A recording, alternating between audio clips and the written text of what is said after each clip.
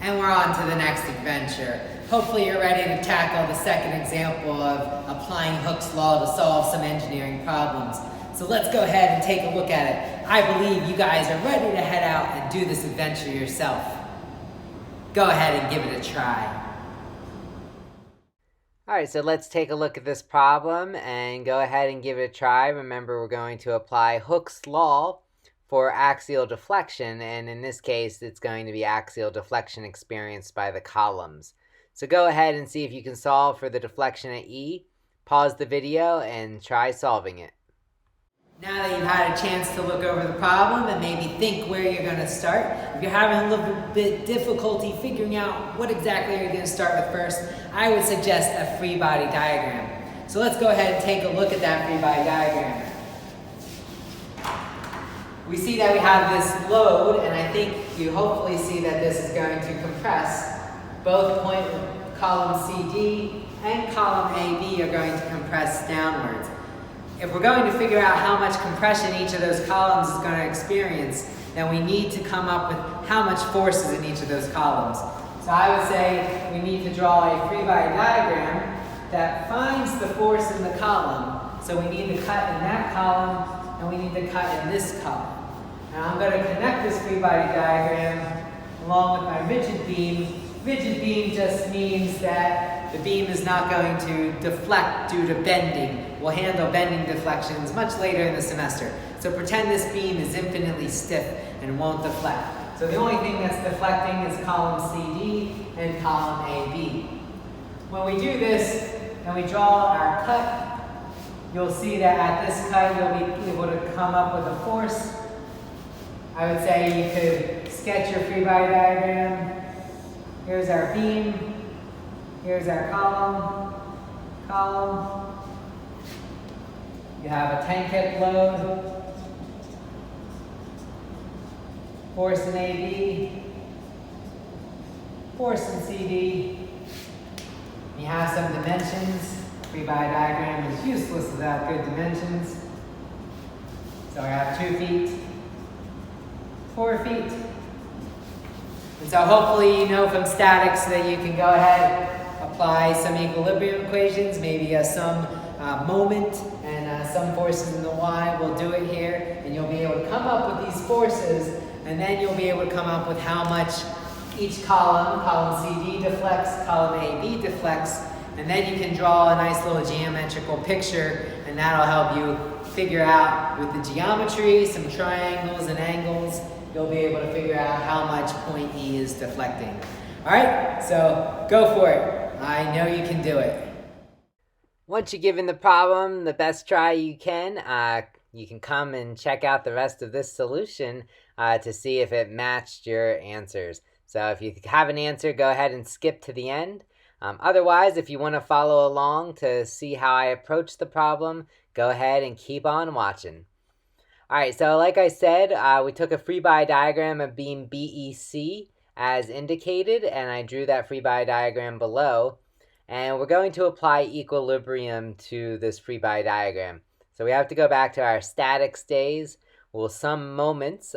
Here I chose to sum my moments about point B. So that gave me a negative PCD times 6 feet minus 10 kips times 2 feet equals 0. So solving for PCD, I get PCD is a negative 3.33 kips. The negative sign indicates compression because, again, our sign convention said that when the arrow is faced away from the surface, a positive number means tension. So since I got a negative number, that means I got compression. Once I have my sum moments equation, I can apply some forces in the y direction. So I get negative 10 kips minus PAB minus PCD equals 0. I just want to keep in mind that I have to make sure I substitute a negative 3.33 kips into this equation. So you can see my math there. So I can solve for PAB. PAB turns out to be negative 6.67 kips. Again, the negative sign indicating compression because I'm expecting both columns AB and column CD to experience compression. So there's really no surprise that I got compression for both of the columns. I think if I look at my original problem, I can see that the 10 kip loading at point E is going to compress both columns. Now that I have the forces in each of those columns, I can go ahead and calculate the deflections in each of the columns. To calculate deflection, we will utilize Hooke's law, and Hooke's law states that delta equals PL over EA. So if I want to calculate the deflection in column AB, so I have that denoted as delta BA, the column BA, deflection of BA, that is going to equal P in column AB times the length of AB divided by the modulus of elasticity of AB divided by the area of AB. So I go ahead, I already know that I just calculated the axial force in AB to be negative 6.67 kips compression. I look at the length. The length of AB is 4 feet. Now, I do have to be careful with units when I go through this calculation. So we should always keep our units as we do these calculations, especially for deflection. Because in the US customary unit system, I have like things like pounds or kips, and usually material properties are specified in maybe kips per square inch, and the areas are often given to us in inches squared. So I think it's just easiest to use inches for all of our units. So I've translated the length of AB to 4 feet times 12 inches, so I can get that in units of inches. I divided by the modulus of elasticity for steel, because in the problem statement we were stipulated that column AB was a steel column, and it had a cross-section of 1 inch by 1 inch, so I plugged that in for the area. Doing the math, I calculate negative 0.011034 inches. The negative sign in this case means that it's moving down. So the negative sign means that column AB is compressing, and then that translates to a movement at point B in the downward direction.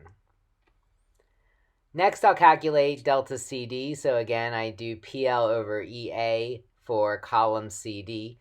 Note that column CD is a different area, a different material, and a different length, but because it's entirely separate, we can still apply Hooke's law individually to that column.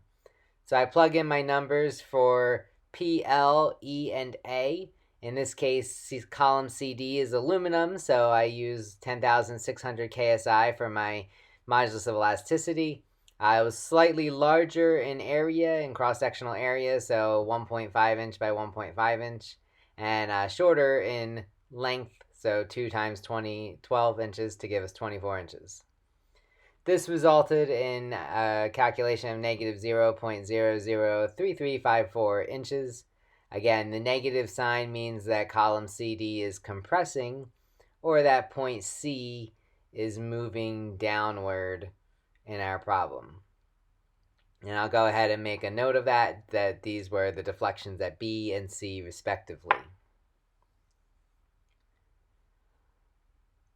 All right, so that was our application of Hooke's law for this problem. Now we need to determine the deflection at E. The best way to come up with the deflection at E is to draw the deflected geometry or the displaced shape of the structure. So I want to draw beam BEC as it originally was. So that is indicated by this box. And I'm going to hash it through because it was stated in the problem that beam BEC did not experience any bending deflections. Or it said that assume that BEC is rigid. All right, if BEC is completely rigid, then afterwards I can look at the deflections of B and C and draw a straight line between them to come up with the final location of the beam. Now I know I calculated the deflection at C and I calculated the deflection at B, so I want to include them in this picture of the geometry.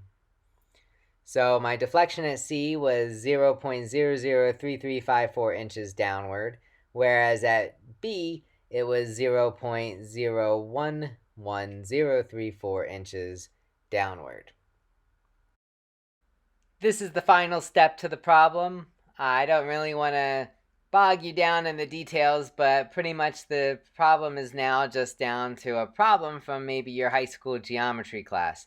We want to determine what delta E is, given that we have a deflection at point B and we have a deflection at point C.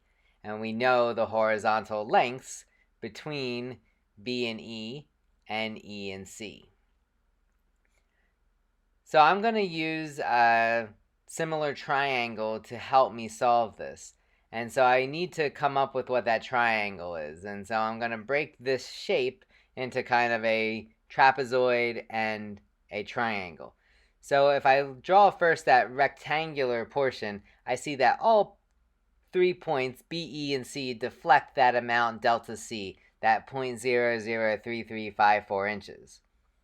What I don't know is what deflection occurs at point E relative to point C, and what deflection at point B happens relative to point C.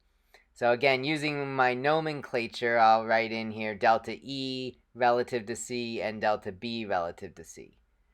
All right, so now if I look at that triangular portion at the bottom, I'm after to solve delta E relative to C and delta B relative to C. And I'll go ahead and add my lengths here along the horizontal distance of the beam. We had that between B and E, it was 2 feet or 24 inches, and between E and C, it was 4 feet or 48 inches.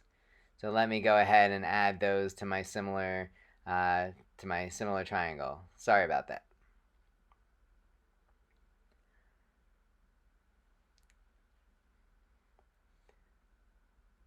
All right, so using the concept of similar triangles, basically I'm saying that the angle there, the acute angle, has to be the same in both triangles. So I can say that delta E relative to C divided by 48 inches has to be the same as delta B relative to C over 72 inches.